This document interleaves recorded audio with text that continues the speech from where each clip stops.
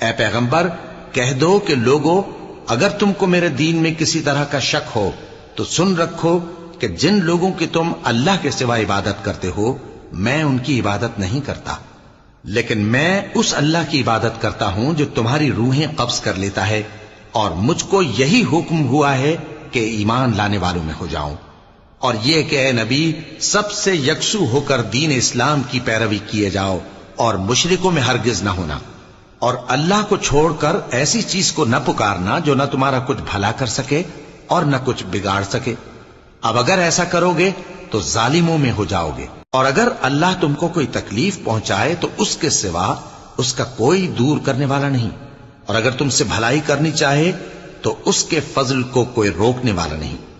وہ اپنے بندوں میں سے جسے چاہتا ہے فائدہ پہنچاتا ہے، اور وہ بخشنے والا ہے، مہربان ہے۔ کہہ دو کہ لوگوں تمہارے